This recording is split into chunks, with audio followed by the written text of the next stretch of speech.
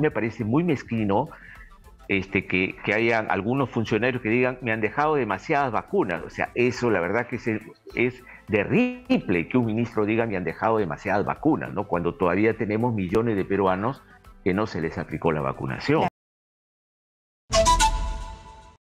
Y vamos a hablar con el exministro Hernando Ceballos. Bienvenido, señor exministro Ceballos, a Exitosa. Muy buenas tardes, un gusto conversar con usted, Karina, y con los amigos de la emisora, del medio de comunicación tan importante como es Exitosa. A sus órdenes. Muy bien. ¿Cuál es su reacción cuando usted ve que se descuida a una comunidad como una comunidad indígena? Sabemos lo difícil que es en la selva, se derrama el petróleo, pasan 2 semanas, no les hacen caso, vienen a Lima y ahora toman rehenes. Esto ya es una crónica anunciada, pues, ¿no? Un final anunciado. Sí, es que no existe el Estado en muchos sectores de nuestra sociedad, de nuestro país, Karina, no existe directamente. Las comunidades están absolutamente desamparadas en educación, en salud, frente a los desastres naturales que se puedan originar. Y claro, pasan cosas como esta, derrames de petróleo tan graves y parece que al Estado no le importa. No tenemos, la verdad, reflejos muy lentos para atender a estos sectores que están lejos de los reflectores más importantes, ¿no? Y por eso tal vez las autoridades reaccionan tan tardíamente, tan lentamente, ¿no? El reclamo de las comunidades es realmente absolutamente justo. Yo tengo información que no tienen dificultades con el agua, dificultades para alimentarse, pasan los días, nadie los atiende. Y claro, tienen derecho a indignarse y a tomar este tipo de medidas que son lamentables, pero que es la única manera, sienten ellos, de llamar la atención del Estado, ¿no? Del gobierno. Claro, y además es su manera de ver el mundo, pues, ¿no? Y ya se sabe, ya los que están a cargo de esto deberían saberlo. Yo quería preguntarle también en este olvido que hay, ¿cómo es posible que en lo que va del año solamente se haya ejecutado entre gobierno nacional, regional y locales, se haya ejecutado solamente el 40% que se ha destinado para la compra de medicamentos, cuando hemos visto que los niños del cáncer, no solamente los niños, sino las personas con cáncer, no tienen los medicamentos para las quimioterapias, o cuando vamos a un hospital público no hay una serie de medicamentos, hasta el Padomi no tenía medicamentos. ¿Por qué pasa esto? Es bueno, Karina, que toques este tema tan sensible para la población. La verdad que no por ser un problema antiguo, porque este es un problema que tiene décadas, deja de ser absolutamente injusto para la población. Hay un estudio del Colegio Químico Farmacéuticos que señala que el 40% de los medicamentos que les son recetados a los pacientes dentro de los establecimientos no se encuentran en la farmacia, del establecimiento. Tienen que salir del establecimiento, gastar de su bolsillo y comprar el medicamento fuera. Es decir, hay un gravísimo problema de abastecimiento de medicamentos en el Ministerio de Salud. La verdad que no tenemos una política de medicamentos nacional, dependemos de compras que las hacemos muy tarde y mal, ¿no? Y ni siquiera priorizamos estas compras. Hay 3 grandes grupos con los cuales el Estado interviene. Las compras, digamos, estratégicas, que son compras vinculadas a medicamentos como por ejemplo para el VIH y otros medicamentos muy específicos. Las compras no estratégicas, pero que se usan muchísimo, antibióticos antiinflamatorios, y las compras especializadas, que son las compras contra el cáncer y enfermedades raras. Entonces, de verdad que el Ministerio de Salud tendría, y en esto se tienen que manejar los presupuestos que tienen que ser priorizados. No podemos correr detrás de los acontecimientos, sino adelantarnos. Si sabemos cuál es más o menos el porcentaje de gasto que tenemos en medicamentos, que además está por detrás de la demanda real, pues tenemos que avanzar en asegurar las compras con la anticipación debida, ¿no? Esto es un gran problema porque ni el MEF suelta la plata y los técnicos del Ministerio de Salud muchas veces no manejan el criterio de la salud como derecho, sino ir cubriendo algunos agujeros que se van produciendo, sobre todo cuando se hacen públicas las deficiencias.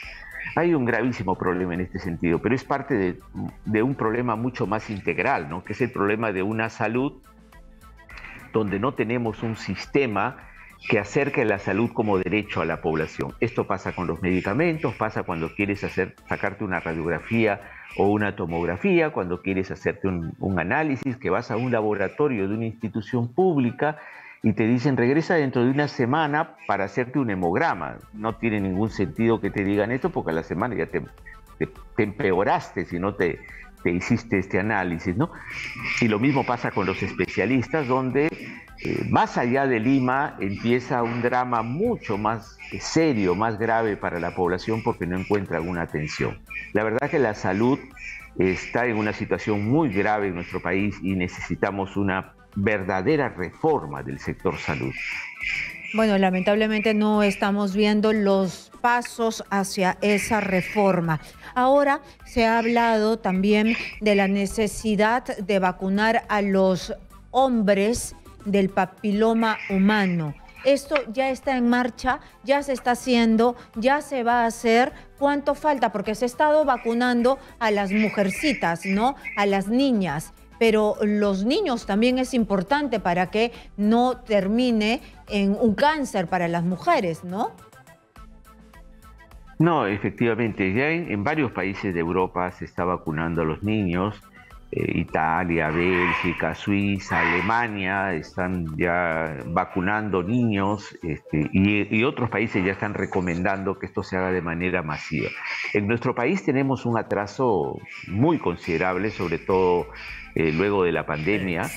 En el caso del papilomavirus, que dígase de paso, para que la gente tiene que tomar conciencia, es la causa principal del cáncer que sufren las mujeres, de los cánceres ginecológicos, y somos el país con mayor cantidad de casos en el mundo. Todavía estamos en la vacunación de las niñas, bordeando el 50% apenas de niñas vacunadas. Ahora queremos vacunar a los niños, me parece bien, pero necesitamos tener una estrategia mucho más agresiva para de verdad vacunar a las niñas. Los niños no solamente al vacunarse previenen la posibilidad de tener cánceres, por ejemplo, orales, de lengua o cánceres en su pene, sino además disminuyen sensiblemente la posibilidad de contagiar a sus parejas cuando las tengan el día de mañana, que transmitan este virus que es el causante de este cáncer, ¿no? Así que yo creo que es absolutamente conveniente, pero tenemos que ser muy sinceros que necesitamos masificar mucho más la vacunación, pasar de las palabras a los hechos con mucha más determinación, que es lo que muchas veces no hacemos en el Estado, ¿no? Y entonces todo queda en la letra de una norma, de un edicto, pero que realmente no se transforma en mejores niveles de salud para la población. Aquí, en el caso de los colegios, no solamente hay que tener la vacuna, hay que tener las brigadas y hay que tener una estrategia de convencimiento hacia los padres mucho más determinante, ¿no? Porque hay mucho prejuicio alrededor de esto. Si es que es necesario a estas alturas, ¿no? De cuando ya hemos más o menos liberado un poco las restricciones contra el COVID-19, comprar más vacunas que nos protejan contra Omicron. Sí, Karina, muchas gracias por la pregunta, porque además es bueno volver a aclarar si fuera necesario, ¿no? En primer lugar, Karina, yo tengo que señalar que en los 6 meses que estuve en el Ministerio de Salud, que logramos la vacunación al 80% en la segunda dosis y parar la tercera ola, y logramos una cobertura nacional de vacunación, realmente yo creo que ha sido muy, muy eficaz. ¿Sabes cuántas vacunas se nos vencieron? Porque el presidente Sagasti y su equipo había dejado cerca de 98 millones de vacunas comprometidas. ¿Sabes cuántas vacunas se nos vencieron? Ninguna. Y no se vencieron ninguna, a pesar de que los plazos de validez de las vacunas son plazos relativamente breves. Esto pasa en todos los países del mundo. A pesar de eso, pues la velocidad de vacunación que teníamos pues nos permitió sacar las vacunas con total rapidez y no se nos venció ninguna vacuna, ¿no? Estoy hablando de esto hasta el mes de febrero de este año, ¿no? Ahora, por otra parte, uno de los problemas más importantes que ha pasado este año es que la velocidad de la vacunación ha descendido. Digamos, si vacunamos arriba de 100.000 personas por día, pues este año no hemos vacunado ni 30.000 personas diarias. Es decir, la velocidad de la vacunación, obviamente, al disminuir a casi un 300%, pues genera que las vacunas no se apliquen a todas las personas que sean necesarias y, obviamente, pues los plazos de vencimiento se acortan, ¿no? Ahora, hay un tema que es también importante aclarar, es que la vacuna no es que va el ministro y la compra, no es que va un funcionario y la compra. Las vacunas se compran en un proceso de negociación que pasa incluso por el Ministerio de Relaciones Exteriores.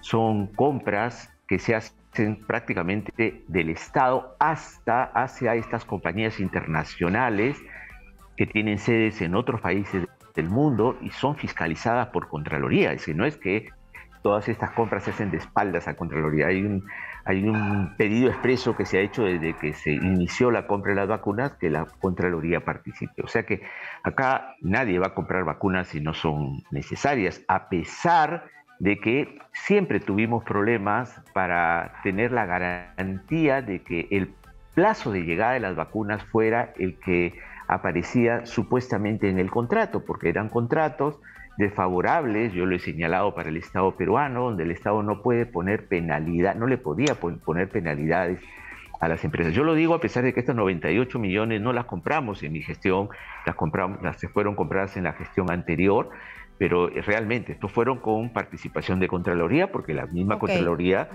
estuvo presente cuando compramos para este año. Entonces, a mí me parece muy mezquino que hayan algunos funcionarios que digan me han dejado demasiadas vacunas. O sea, eso la verdad que es terrible que un ministro diga me han dejado demasiadas vacunas, ¿no? Cuando todavía tenemos millones de peruanos que no se les aplicó la vacunación. Claro, ¿no? Hay que aplicar más rápido y punto. Hemos entendido cuál es el mensaje que nos quiere dar. Muchas gracias a Hernando Ceballos, exministro de Salud, por estar aquí.